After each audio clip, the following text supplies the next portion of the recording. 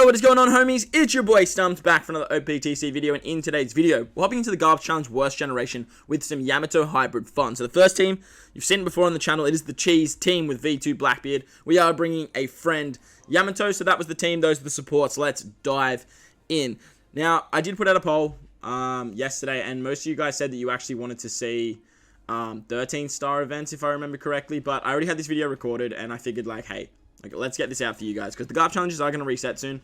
I don't think the worst generation is on the next rotation, but at least that way, like, if you guys haven't done it already, you can sort of see the power that Yamato has. And I have been rambling on about the hybrid capabilities of Yamato, and in today's video, I do have 3 different teams that all use different subs that all work very, very well under Yamato, as Yamato is great because she's a mono in captain as well as a driven striker captain. So she has a lot of options in terms of hybrid capabilities. There's a lot of very good in characters. You have the old Halloween slashes. You have Blackbeard, I guess. You have stuff like my god, I'm blanking.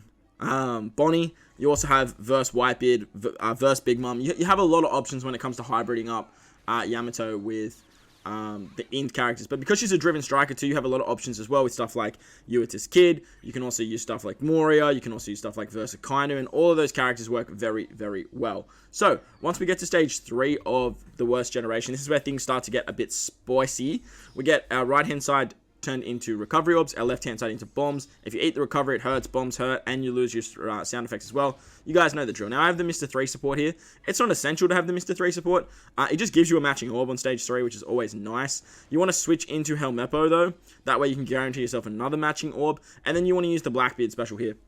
Utilizing the Blackbeard special here is going to give you a 2 times attack and a 2 times orb boost, and then we can use Kizaru to give Blackbeard 2 turns of cooldown. That's really the only reason Kizaru's here. Like, he doesn't hold any other purpose on this particular team besides literally just giving 2 cooldowns to a chosen character. Blackbeard's going to wipe away 1 unit, so make sure that you do switch before you actually hit, like, Bonnie. If you are attacking Bonnie first, if you're attacking Capone first, just make sure that Blackbeard, like, single shots one of the units here. But on this particular stage, you're pretty much going to hang around for 3 turns anyway, mainly because, like, we just don't have enough damage to actually take them all out. But every time you take a shot with Blackbeard, you actually get 2 turns of cooldown, which is essential because we are going to need his special once again when we move into the next stage against your rogue. If you don't kill Capone in 2 turns, he gives you, makes it harder for you to hit perfects. But look, don't stress about that too much. Like it's not that big of a deal. Because once you get your remove sound effects or remove special effects back, it's very easy to take him out with a natural orb roll. Ideally, if you want to as well, you can switch into Kobe on this particular turn, but it really doesn't matter too much. What we're going to do on this particular stage against your rogue, we're going to use our Blackbeard special. Blackbeard is going to give himself a 3 times attack boost, a 3 times orb boost, and then with his super typing, he can actually remove the damage limiter that Rogue puts up. This is hands down the most annoying mechanic in the entire game. I actually hate it so goddamn much. But look, it is what it is. Blackbeard can actually remove it though, and it's like given Blackbeard viability for me. So that's the only reason I moved him up on the tier list as well. But on this stage, we're going to use the Blackbeard special, remove the limiter with the super type, and then we can stockpile his base stat boost with Pudding, giving him some more cooldowns, because again, we're going to need his special back by the time we actually get to the Blackbeard stage. On the next turn, we come up against Zoro and Killer. We're going to switch into Helmeppo this time. That way we can guarantee ourselves a matching orb. We're going to use their special for an attack boost, as well as the support of Halloween Lore to give ourselves an orb buff. We're going to lock our orbs here with the Magello special. And as you've seen, we've had like custard support. That way we're just basically holding onto an orb on Blackbeard. That's really the only essential part here. You just want to make sure Blackbeard has an orb the whole time, as by the time we hit the final stage, we're just going to Mihawk it anyway. But as you can see, with the orb boost, with the attack boost, Blackbeard can one-shot Zoro as well, and it works very, very nicely. Onto the Blackbeard stage, we are going to make sure that we have our Blackbeard special ready to go, but because we entered this stage, we actually get 2 turns of cooldown because Blackbeard deals damage. So we're going to get our Blackbeard special back. Perfect timing. We can use his special to give himself a 4 times attack, a 4 times orb boost. We can then use our Pudding special to give himself the base stat boost once again. And then Yamato's going to start doing those chain shenanigans, which is a lot of fun. We are below 50% as well, so she is going to increase the chain multiplier as well with her captain ability, which is great. We have her super typing available as well. So we have like a 1.2 chain boost, the multiplier. Like we're starting the chain at 2.8, which is absolutely insane. And then by the time we hit with Blackbeard, we're already up over a 4.6 chain multiplier, hitting for like, what was that, 39 million or something ridiculous. Once we move to the final stage against Kid, Law, and Luffy, you guys know the drill with this particular team. We're basically just going to pop that big old Mihawk special. We're going to say goodbye to this entire stage, and we can move on to the next team. They normally do like a captain swap here. They normally do with your middle row. They normally do a blow away for your bottom row as well. But with this particular team, as long as you have Mihawk in the middle, you're going to do something like 25 mil. Mihawk's going to end the run, and we're going to say goodbye to the worst generation. Let's move on to the next team now. Moving on to team numero dos, we are using Halloween Law Mihawk this time with Yamato as a friend captain. So that was the team. Those are the supports. Let's dive in. So this particular run was actually super smooth, and it uses a lot of very old characters or free-to-play characters. The Chopper came out with the original Tank Man or Snake Man, V1 Snake Man now.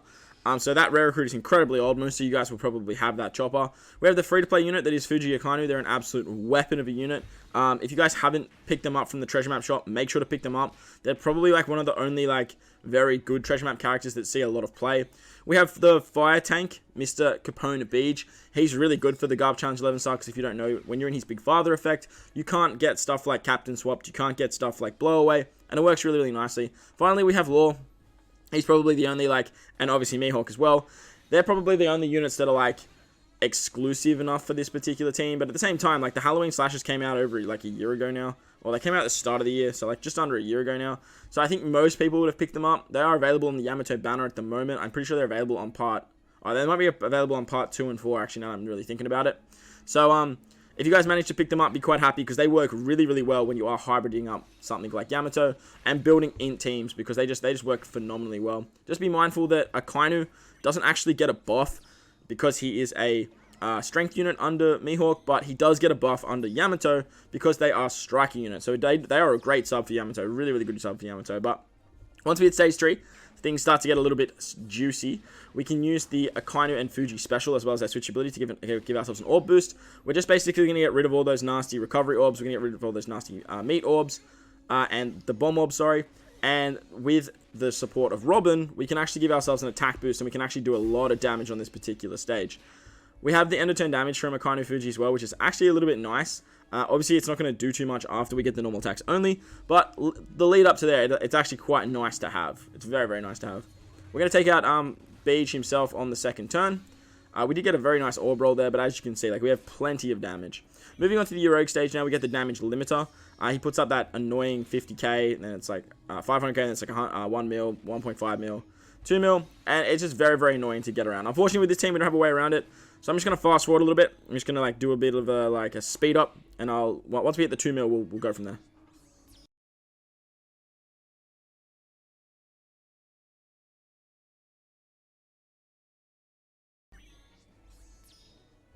Alright, so Yorogue put up the 2 million barrier. You can switch with the Akainu Fuji as well.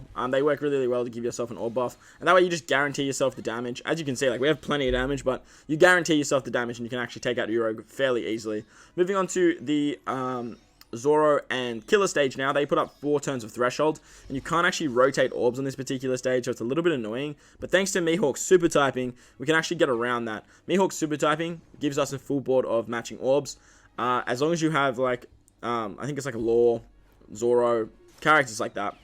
As long as you have those characters on your team, you can get his super typing, which is just going to give us a full board of orbs, and that way it won't actually trigger the very annoying the debuffs that Zoro and Killer provide.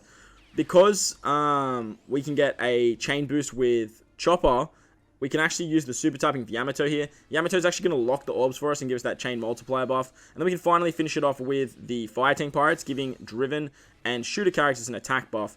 That means that Akainu Fuji, the Fire Tank Pirates, and Yamato is going to be hitting really hard. We can just take out that stage easy peasy. Once we hit the Blackbeard stage, he is going to give us that orb seal, so like we can't change our orbs. We're basically just going to pop our Mihawk special here, pop our Law special. That way we get an orb boost, that way we get an attack boost, and thanks to the support of V1 Zoro, we can get a chain lock as well. It's going to make taking this stage out very, very easy, and then we can actually get the carryover effects moving into the final stage against the worst generation. And as long as you're in the Big Father effect, thanks to Big, you're not going to get that captain swap. you're not going to get the blow away, and as long as you hit 3 perfects on that particular stage, you're going to get the attack boost, you're going to get the orb boost thanks to Law no matter what, and you don't have to worry about any of these nasty defects. So normally with the blow away from Kid, we don't have to worry about that because of the Fire Tank Pirate, not the Fire Tank Pirates, because of Beige. We don't have to worry about Law's Captain Swap either, which is great. And then from here, we're just going to pop our Yamato special, give ourselves that massive chain buff. We are below 50% HP. That's another reason why the Capone unit is so good for Yamato. We're below 50% now, which means we're going to get those chain multiply shenanigans that Yamato has in her captain ability. And we can actually get her final tap on this stage too, because we actually use her special. But as you'll see, like, even with me hitting, like, I think I hit, like, a great with Mihawk, and it doesn't even matter. Like, there's just so much damage when it comes to Yamato and hybrid options that, you just click content very, very easily. So that was Halloween Mihawk. Let's move on to the final team of the video now. Alright, and the final team utilizes just straight power. We are using Moria as our captain with a friend Yamato, and we do have verse Whitebeard as well as verse Big Mom on the team as other very good options as well. So that was the team, those are the supports. Let's dive in. Now, Moria is another really, really good option for Yamato, not only for mono int teams, but for a driven hybrid setup. Because Moria is a driven powerhouse booster, and they are both int characters, you can build some really cool teams with this particular setup, because not only do you have access to int with Yamato, you've also got access to driven and powerhouse with Moria. So you can do some, like, as you can see with, like, Sanguro, he's an int powerhouse unit. He falls under the category of powerhouse for Moria, but he falls under the category of int for, what's her name? Yamato. So it just works really, really nicely. This particular team did it fairly well. Didn't have many issues at all, really. Except for, like, I think I stuff up once. I think I rotate my orbs on the Zoro and the killer stage. I forgot that, like, with the Wano orbs, like, they give you the orb seal. So, like, I was like, oh, screw it. They can just blow away my stuff. Like, I don't really care. I'm going to have Wano orbs, and then they orb sealed me. So I was kind of like, yeah, cool, sick. On the Bonnie, Capone, and our Poo stage, they're going to give our right-hand side recovery and our left-hand side bomb orbs. But what we can do here is we can actually use our Moria special. Because we can get our Moria special back by the end of the run thanks to Moria's super typing, we can actually just use it here and actually just blow this whole stage away, like, in one turn. It actually works really, really nicely.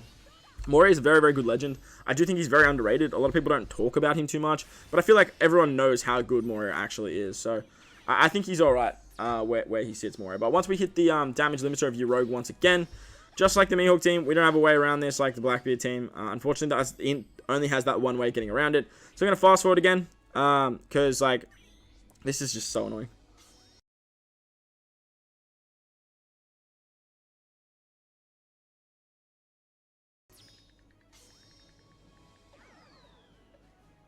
Alright, so 2 million is here. We hit the 2 million mark. And on this particular turn against you Rogue, before we continue, we actually want to make sure we use the Sanguro special. That way we can give ourselves a full board of orbs and we can lock them thanks to the custard support. Very important that we do that. I don't know if you need the custard support. If you didn't pick it up from the Rayleigh shop, you should have picked it up from the Rayleigh shop.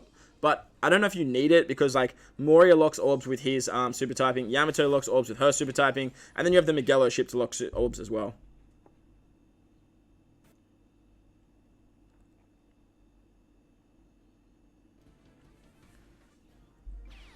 So on this particular stage against Killer and Zoro, you want to make sure that you use your Big Mom special first. That way you actually get the carryover effect of Big Mom. They have 4 turns of threshold on this particular stage, so we're going to use Reiju to get around that. But Reiju also gives you that perfect buff because she can get the carryover effect of her conditional boost. We don't need the carryover of Reiju, we just really need her to give us the conditional on this stage, as well as remove the threshold, which is great. And with Big Mom and Law, we can actually give ourselves an attack and an orb boost on this stage and just wipe it in one clean swoop. And that way we can move on to the Blackbeard stage, holding onto a full board in orbs thanks to the Magello special, thanks to the super typing of Moria, whichever one you want to use, like, it really doesn't matter too much. Against Blackbeard, we are going to get that carryover effect of the orbs thanks to Big Mom, and literally just with that carryover effect, we can actually take out Blackbeard because this team has just so much goddamn power. Like, so much power. You don't actually need the Magello ship. You could easily run something like the Moby Dick, but the downside to running Moria and Yamato hybrid is Moria does a lot of healing, and Yamato you kind of want to be below 50% HP to get, like, her, like, big stats. But on the final stage against Law and Kid and Luffy, ideally you want to switch into Whitebeard, but you can just cheese it. You can just reload the game and it automatically swaps you to the middle right slot. That's why I put Whitebeard there. They're going to blow away our bottom units, but Big Mom can't be blown away.